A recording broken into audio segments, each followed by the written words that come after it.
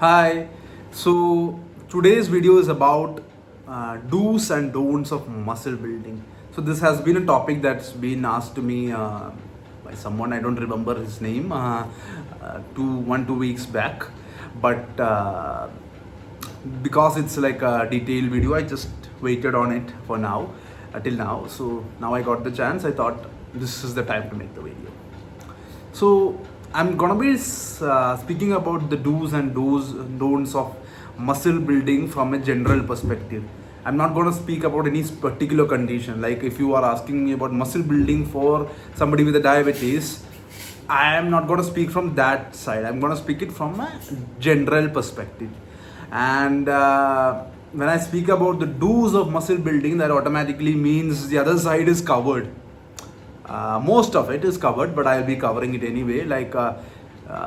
So without further ado, let's go. So the number one do about muscle building is to lift. That's like resistance training.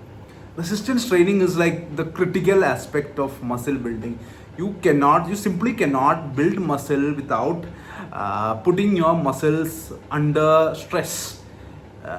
That doesn't mean you have to hit the gym necessarily. You can go to the gym, you can do a home workout, you can do body weight exercises, any sort of physical activity or any sort of resistance training which puts muscle under stress or tears down muscle fibers will help grow your muscles. So that is the number one thing. That doesn't like I want to emphasize again that it doesn't mean you have to hit the gym.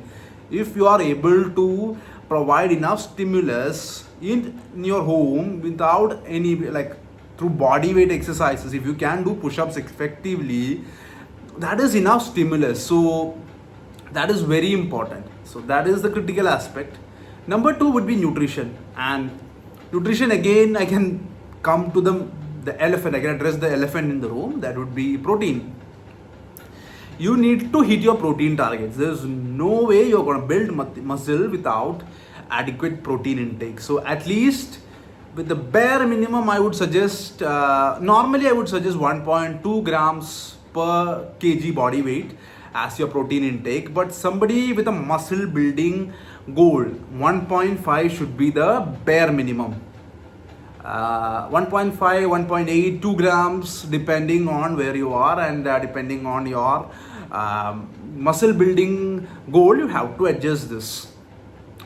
And at least 80 to 90% has to come from primary sources of protein. That will be like first class sources rather, like proper protein sources like meat, eggs, chicken, fish, whey. You know the deal. We have spoken about it like umpteen number of times. So you know the deal.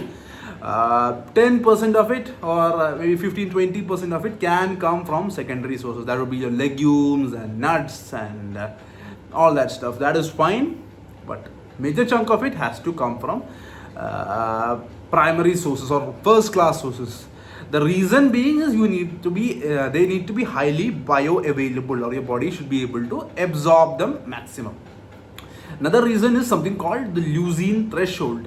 One of the amino acids, leucine, is critical for muscle building. So you need to hit that target of 1.5 grams at least, or even 2 grams per meal. So you need to hit that target. So that is critical, and that's where your secondary sources won't be sufficient. So you need to take enough of primary first class protein. If you are not, suppose you're a vegetarian or you have a gut issue which don't allow you to take much dairy, then you can go for secondary sources. But in that case, I would highly recommend you to supplement with BCAAs, which will make up for the lack of leucine. Another aspect when it comes to the second aspect of nutrition would be the other macros, the fats and the carbs. So fats, it's super important for your body. I'm not going to emphasize on much about fats as far as muscle building is concerned, but know that if you are consuming too much fats, it is highly calorie dense and it will be helpful for muscle building, but at the same time you might put on a little bit of extra fat. So that is not advisable for everyone, but can be useful for somebody who is underweight, like your like the underweight folks, they can be super useful. And carbs, this is from a muscle building perspective, okay? You do, or you can do perform better in the gym, you can perform better, you can lift more weights, you can recover faster with help of carbs. You can argue with me on this, I don't mind, I will take every argument, but this is simply a fact. Doesn't mean yeah, you can build muscle on a carnivore diet, you can build muscle on a keto diet, but that would be same as saying I can drive 100 kilometers on the reverse gear. Is it possible? 100% it's possible. Is it the best thing to do? Absolutely not. So I would suggest getting your carbs, especially post-workout, to aid your recovery. Post-workout carbs and post-workout protein is super important in my opinion. That is something I would suggest. Again, the critical point being that this is a general advice, not for somebody with a certain condition, right? And the third important aspect would be the recovery. You need to give, like, it's not just about tearing down the muscle fibers, right? You need to give it a chance to recover. It needs to grow back. If you are not letting it fully to the healing point, and you're stressing it again, means you're constantly breaking it down, you're not going to get good growth, or rather you're gonna stall growth. So what I would suggest is you have to get into a proper routine for this, and that depends on your intensity as well. Like you need to get into a workout routine where you are at least hitting each muscle group 2 times a week. But if you're going beyond that, it would be hard for a natural lifter to recover. The key being natural here.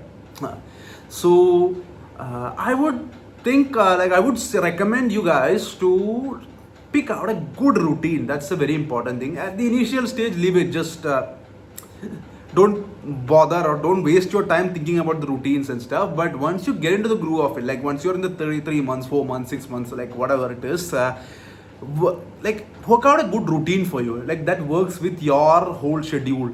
Even if it's 3 days per week, fine. Even if it's 6 days, it's fine. Just need to find out and adjust the volume and the intensity and balance it out, right? If you give it like too much volume and too much frequency, you will burn out and you will not be able to recover. And again, when it comes to recovery, nutrition becomes super important, and you need to rest as well. And another factor when it comes to rest is sleep. If your sleep quality is not good, you are not going to recover very well. And the downside of all that is that you will be burnt out. You will not be able to lift this very well. You will be sore all day. You will not be productive in other activities. So it's a net negative if you don't recover. So muscle building, like intense exercise plus good recovery, is where you get that, right? Like intense exercise, poor recovery, you're gonna suffer. It will be a net negative. So the next critical aspect is hydration. So what is hydration? Just drink some water? No, that's not hydration. Because when you're sweating or when you're urinating, you are not losing just water, you are losing electrolytes. If you had the misfortune of tasting of your own sweat, you would understand it's quite salty. Yuck. So what I would suggest is so you have to replenish whatever you're losing in form of electrolytes. It's not just water. So drinking water alone does not amply hydrate your body. So for your muscles to be hydrated, for your body to be hydrated in general, you need good electrolytes. Sodium, potassium, magnesium, etc. So what are good sources of sodium? Your normal salt is the best source. I'm not going to stress further. Nothing better than normal salt. And what about potassium? Your bananas, avocados are great. Coconut water. These are all great sources of potassium. So you can get potassium. Magnesium is something I would recommend you get a supplement. There are like the seeds and this and that. You can get bit of it, but you're gonna be deficient. So highly recommend you get a good supplement. So keep the electrolytes in check, right? Like don't ignore electrolytes. Even something as simple as putting a pinch of salt in your water while you're working out can make a lot of difference. So that is something I would highly recommend to you guys. So another aspect of muscle building, like I first point I mentioned was about giving the stimulus. So what happens when you're giving the same stimulus over and over and over again? I'm hitting you 5 kgs dumbbell every day, or not every day once. So like every for the past year I've been hitting 5 kgs. What am I expecting? Am I expecting some growth besides the initial one? Not much. Because that the critical aspect here is called progressive overload. Means you need to stimulate your muscles a little more than the last time. And this, not, I'm not saying increase the weight every time you do a chest exercise. That's not what I'm saying. I'm saying like make it a little harder, at least maybe every 4th week. That depends from person to person again, but progressive overload is critical, and it's not always with the more weight. Better form is a good progressive overload. I'm just doing some with the wrong form chest press. I can just do like bench press. I can doing with the better form. That would be an overload, because I'm same weight is felt better because I'm doing I'm doing it in a better form. Better form is a form of overload. More frequency is one, but that takes your recovery into into a trouble. So that would be not something I would suggest. You could have more volume. More volume means more repetition also. More repetition or more exercises. Like if I do 3 sets of bench press and next time I do 4 sets, that would be an overload. That's like progressive overload. Or if I was doing 12 reps now and I'm doing 15 reps the other day, that would be an overload. So progressive overload. So these are all techniques to increase your progressive overload, and it is very important that you keep on doing progressive overload in some way. Some way you have to do that. That's essential for muscle growth.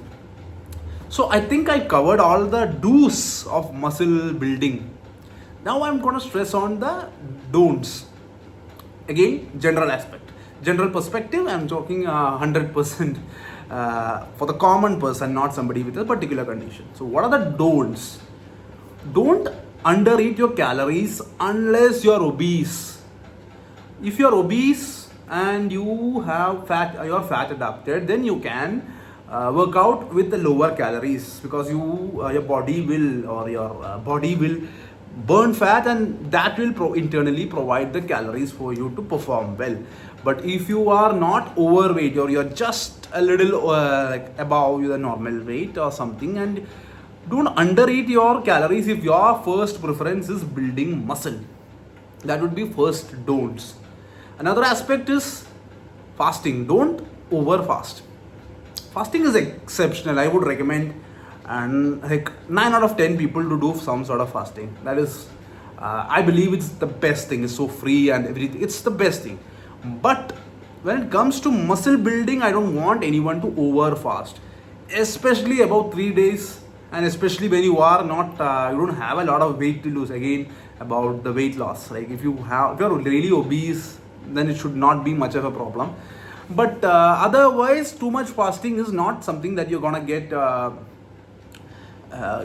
not gonna get the best results, because one, you're not gonna eat as much calories in that short window. Your satiety levels will hit. You're not gonna be able to eat much protein, so that will not be the ideal way to build muscle.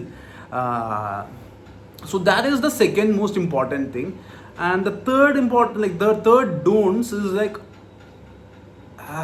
that would be missing out on your protein, right? Like you have to hit your protein target, and if you are relying on not so great protein sources, then it won't happen.